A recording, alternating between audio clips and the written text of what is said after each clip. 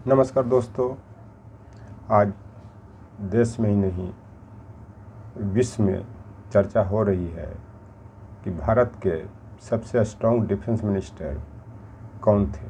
खास करके ऑपरेशन सिंदूर के बाद जब ये ऑपरेशन सिंदूर बंद हुआ तो ऐसा कहा जा रहा है कि अमेरिका के राष्ट्रपति ट्रंप ने ज़बरदस्ती ऑपरेशन सिंदूर को बंद करवाया, जिसके कारण यह देश के पार्लियामेंट में भी बहुत हंगामा हुआ कि आखिर जब भारत जीत के दहलीज पे पहुंची हुई थी तो मोदी जी ने ऑपरेशन सिंदूर को क्यों बंद करवाया।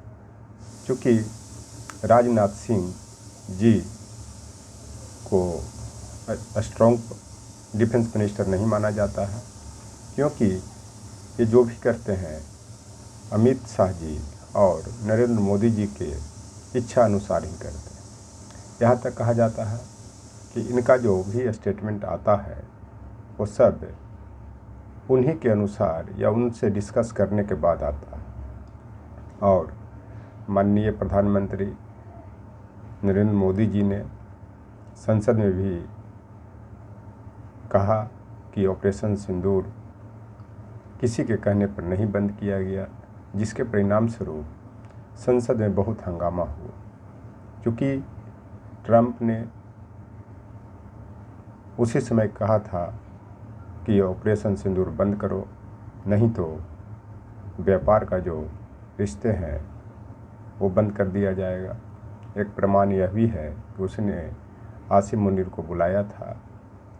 तो इस तरह से देखा जाए तो ऑपरेशन सिंदूर में ट्रंप ने हस्तक्षेप तो किया, और माननीय मोदी जी माने या नहीं माने इसमें मैं नहीं जा रहा हूँ, लेकिन जब ऑपरेशन सिंदूर बंद कर दिया गया तो यह आरोप लगाया जा रहा है कि नरेंद्र मोदी जी ने और अमित शाह जी ने ट्रंप के कहने पर ऑपरेशन सिंदूर को बंद कराया। लेकिन ये सब विश्लेषण में जाने की ज़रूरत नहीं है। अगर पूरे देश की रक्षा मंत्री का कार्य का समीक्षा किया जाए तो मुलायम सिंह यादव, स्वर्गीय मुलायम सिंह यादव देश के सबसे स्ट्रॉन्ग रक्षा मंत्री रहे। उसका कारण यह था कि जब वो रक्षा मंत्री बने तो देश के पहला रक्षा मंत्री बने जो सियाचिन के ग्लेशियर में पहुँचे। उनके जाते ही जो चाइना की सेना थी वो वास्तविक नियंत्रण रेखा से 8 से 10 किलोमीटर पीछे चला गया। यहाँ तक जब एक बार मुलायम सिंह यादव जी हुना सीमा पर गए थे तब पाकिस्तान की ओर से फायरिंग किया गया। इन्होंने भारतीय सेना को आदेश दिया कि आप लोग क्या देख रहे हैं, इसकी जवाब इसी रूप में दिया जाए। तो एक भोजपुरी में कहावत है कि जब जैसन तब तैसन, न कैला तब मरद कैसन। मरद यहाँ ताकत का प्रतीक है, शक्ति का प्रतीक है। इसका मतलब यह होता है कि जिस रूप में आपको से जो उलझे उसी रूप में जवाब दो। इसका परिणाम यह हुआ कि जब भारतीय सेना ने पाकिस्तानी सेना को मजबूती से जवाब दिया तो लगभग 2 साल रक्षा मंत्री रहे, जिसके परिणाम स्वरूप पाकिस्तानी सेना ने एक बार भी सीज फायर नहीं किया।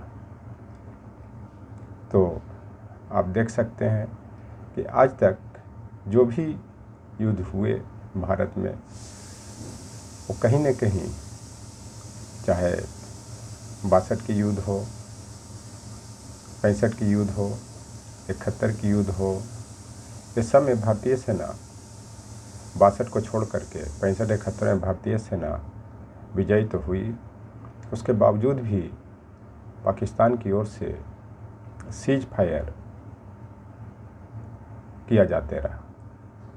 इतना ही नहीं, चाइना की सेना 2017 में जो भारतीय सीमा में घुसपैठ किया, लगभग वो 18 से 20 किलोमीटर तक अंदर आया, चाहे वो डोकलाम का पठार हो, चाहे लद्दाख का पठार हो। इसी तो क्षेत्र में वो जो आया, तो अभी भी ऐसा माना जा रहा है कि वहाँ वो अभी वह उसकी जो जमावट है बना हुआ। इसका प्रमाण यह है कि सीमाई इलाके में उसने गांव बसा दिया है, बंकर बसा दिया है, यहाँ तक कि एयरपोर्ट तक बना लिया। यह भी कहा जा रहा है कि जो अक्साई चीन का इलाका है उस पर भी चाइना की सेना बस्ती बसा दिया है। तो बहुत ही दुख की बात है। तो यह भी आरोप लगाया जाता है कि मुलायम सिंह यादव जी को प्रधानमंत्री लालू प्रसाद यादव जी ने नहीं बनने दिया। इसमें तो मैं नहीं जा सकता हूँ कि लालू प्रसाद यादव जी क्यों नहीं उनको प्रधानमंत्री बनने दिए। बात ऐसी है कि जब कोई प्रधानमंत्री बनता है तो पूरे पार्टी का निर्णय होता है, या उस पार्टी में जो भी या जो जिस गठबंधन में सभी पार्टियां शामिल होती है उसका निर्णय होता है। तो यह आरोप लगाना कि लालू प्रसाद यादव जी ने मुलायम सिंह यादव जी को प्रधानमंत्री नहीं बनने दिया, ये बेबुनियाद है। क्योंकि किसी का एक व्यक्ति का डिसीजन नहीं होता। यहाँ तक कि परिवार में भी एक छोटा सा परिवार है, छोटा सा गांव है, छोटा सा समाज है, वहाँ पे भी कलेक्टिव डिसीजन होता है। तो इस तरह से आरोप लगाना उचित नहीं है।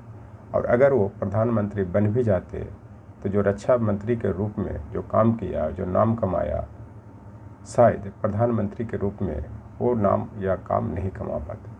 क्योंकि प्रधानमंत्री का जो काम होता है वो बहुत मिसलेनियस होता है और वो सब मंत्रियों के डायरेक्शन देने भर होता है।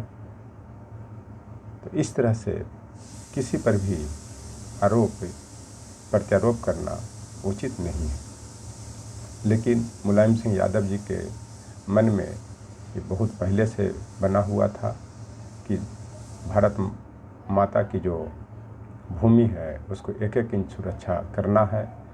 जैसे ब्रिटिश काल में सूर्यकांत त्रिपाठी निराला ने तरह तरह की कविताएं लिख करके भारत माँ की रक्षा करने का प्रयास किया, भारत के लोगों से आह्वान करने का प्रयास किया, जिसमें राम की शक्ति पूजा में उनकी 2 पंक्तियाँ बहुत ही प्रचलित है, खास करके भारत माता के लिए। जानकी हाय उधार प्रिया का हो न सका, वह मन रहा जो राम का, जो न थका, जो नहीं जानता दैन नहीं जानता विनय। चूँकि राम यहाँ भारतीय से प्रतीक है, चूँकि जानकी यहाँ जो सीता है वो भारत माता के प्रतीक हैं और भारत को आज़ाद कराना चाहते थे। उसी तरह से मुलायम सिंह यादव जिस तरह से 62 के युद्ध में चाइना ने भारत को अपमान किया, धोखा दिया और भारतीय भूभाग पे आया, वो उसी टाइम से इनके दिमाग में कौंध रहा था कि जब भी अगर मुझे भारत माँ की रक्षा करने के लिए मौका मिलेगा तो मैं करूँगा। और उन्होंने वो करके दिखाया कि भारत के प्रथम रक्षा मंत्री जो सियाचिन के ग्लेशियर में पहुँचे और चीनी सेना को 8 से 10 किलोमीटर तक पीछे जाने के लिए मजबूर किया, पाकिस्तानी सेना को लंबे समय तक सीज फायर नहीं तोड़ने के लिए मजबूर किया। यह मुलायम सिंह यादव की खासियत है, यह रक्षा मंत्री के रूप में उनका देन है। इस तरह से देखा जाए, इतना ही नहीं, जब भारतीय सेना में कोई जवान मरता था तो उनके साथी ही उनका दाह संस्कार वहीं पे कर देते थे। लेकिन मुलायम सिंह यादव जी ने ऐसे शहीद हुए सैनिकों को ससम्मान उनके घर तक सब भेजने का प्रारंभ किया, जो बहुत ही अच्छा काम हुआ। पहले मरने के बाद सैनिक का टोपी और उसका वस्त्र ही उनके परिवार तक भेज दिया जाता था। तो इस तरह से देखा जाए तो मुलायम सिंह,